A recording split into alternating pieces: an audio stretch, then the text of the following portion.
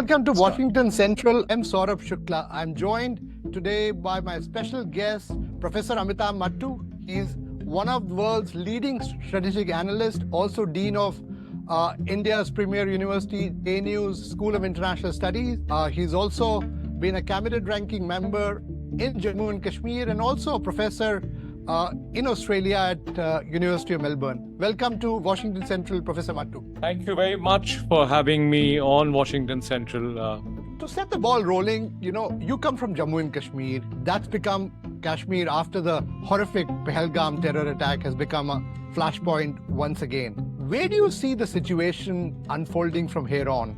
Do you see the possibility of an actual war breaking between India and Pakistan? Because tensions are really high. The tragedy, first of all, Saurabh, is that this happened when Jammu and Kashmir was fast returning to durable peace. This terrorist attack came at a time when there was an unprecedented rush of domestic and foreign tourists who were coming to the breathtaking Kashmir Valley.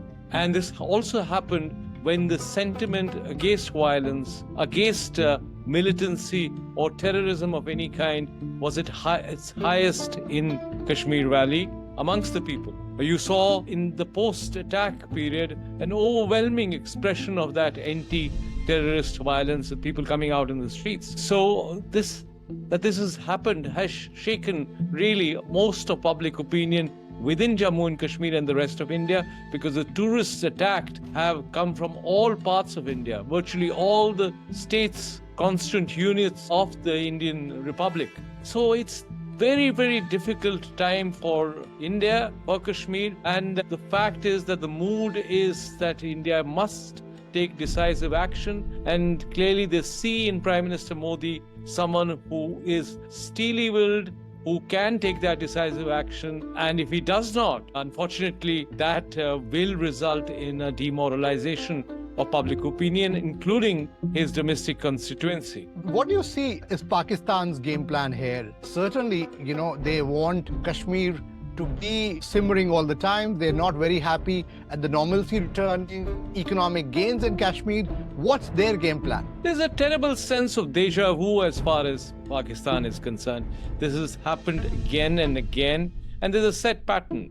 Domestic instability, and you look for an external way of trying to have that sentiment which is against the establishment directed. India, a bogey of India, an anti-India sentiment is the best way to channelize that domestic discontent. And this is happening at a time when domestic discontent is unprecedented.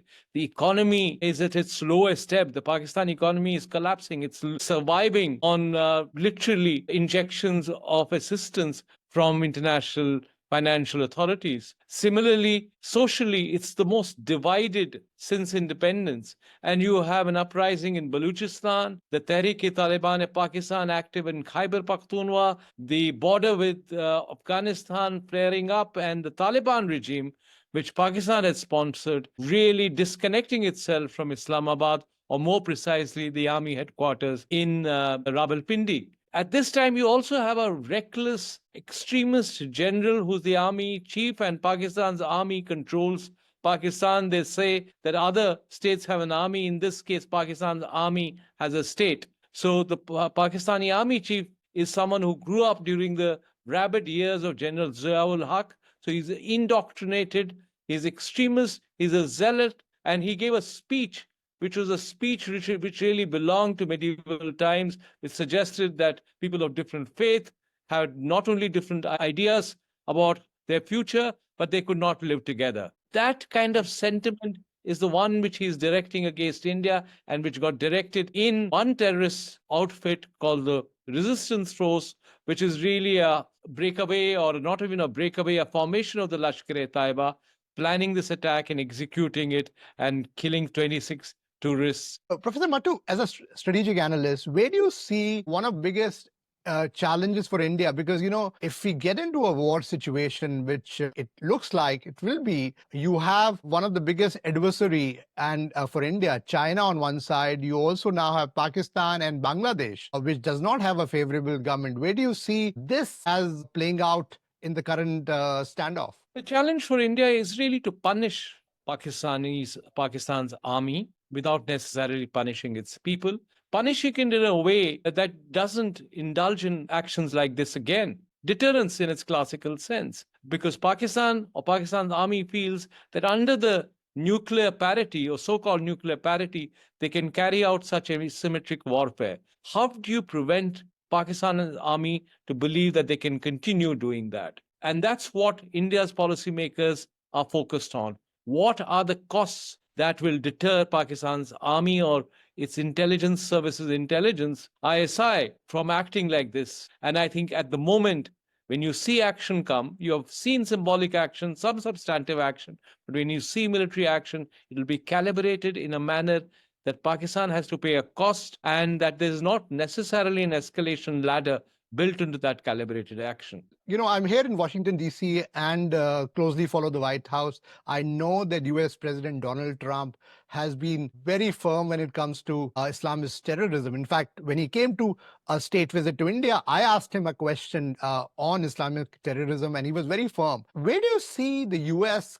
and especially President Trump coming into play and making sure there is some action? Because US now, if you see, considers India as a key ally. And also with some of the Quad members, they're concerned about, this Islamist terrorism posing a threat to them as well. Really speaking, there is an unprecedented convergence of both values and interests. Apart from the fact that you have a personal chemistry between President Trump and Prime Minister Modi. Also, remember that this incident happened while Vice President Vance was on a semi-official visit to India, having a holiday with his family as well as attending to some official matters. So he was a witness to this huge tragedy. I think New Delhi hopes that the United States will stand with it.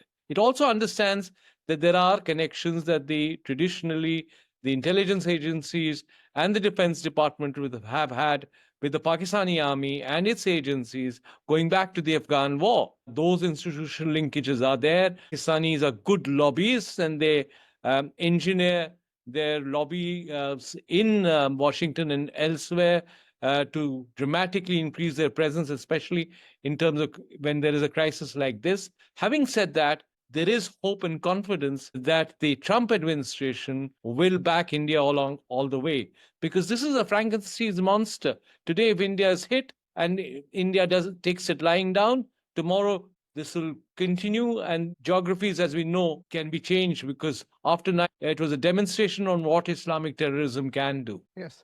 Professor Mattoo, you spoke about punishing the Pakistani army and ISI. A lot of these generals, they have huge strategic stakes, hidden assets when it comes to some of the Western countries as well. Do you think India should lobby US, UK, some of these countries to make sure that they are sanctioned, some of these army officials, because they are the ones who are perpetrators of terrorism? Absolutely. Even if the UN Security Council doesn't declare them terrorist outfits, I think the United States on its own unilaterally should declare, including some of those who are serving as officials of the Pakistani army. I'm sure in the days to come, you will have evidence, clear evidence, including probably a smoking gun to demonstrate the clear linkages of these terrorists to the Pakistani establishment. And when that happens, like it happened in the Mumbai attacks of 26/11, we will expect the United States, we expect Washington to act decisively. Because if Pakistan is allowed to get away, as I said, it's a danger not just to the region, but to the entire world. One of the things is that the FBI director, Kash Patel, he's also come very strongly in support of India. And FBI is a premier investigative agency in the US. So do you think there is a greater scope of making sure that in a crisis situation, there is intelligence sharing and also greater pressure on Pakistan this time? Yeah, as I said, in terms of personalities, whether it's Tulsi Gabbard, whether it's Kash Patel, whether it is Vice President Vance or Secretary of State Rubio or President Trump himself, they understand India's pain. Broadly speaking, there is a convergence of values and interests which is unprecedented, but they have to walk the talk. The proof of the pudding is in the eating. India is waiting to see how the United States responds in terms of action on the ground, in terms of actual support, beyond just expressing homilies, which really amount to very little. So we are hoping that at this moment of crisis and deep pain to India, President Trump will do the right thing, and I'm sure he will. Where do you see China and Chinese President Xi playing his cards here. Traditionally, whenever an attack of this kind happens, there is a sense that China obviously wants to weaken India. They have gone ahead and supported Pakistan. Where do you see China playing out its cards in the standoff and beyond, and also the relationship with the US? The knee-jerk reaction is that Pakistan is seen as an all-weather ally. It is seen as a way, Beijing uses Islamabad as a way to box India into South Asia. So the natural reaction would be to support Pakistan. If there was a resolution brought against it in the UN Security Council, as a P5 member, China could veto that. It has vetoed any attempts at getting the leaders of the Jaish-e-Mohammed and the Lashkar-e-Taiba declared as terrorists. So that is the knee-jerk reaction. But I think what you need to pay attention is also how China on its border with Pakistan and also within Xinjiang and the Uyghurs has faced attacks from militant groups, and how Chinese personnel who were working within Pakistan have also been attacked. So China must realize that this is a Frankenstein's monster which might be attacking India today, but could well undermine and destabilize China itself.